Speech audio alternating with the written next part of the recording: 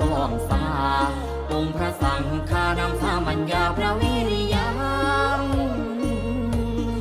เอาจิตตั้งกายวาจาวานองใส่ดวง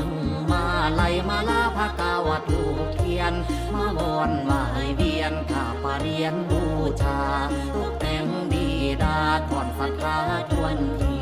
ให้สมบารมีอันสุภาษีมงคลพระราชบัญโยน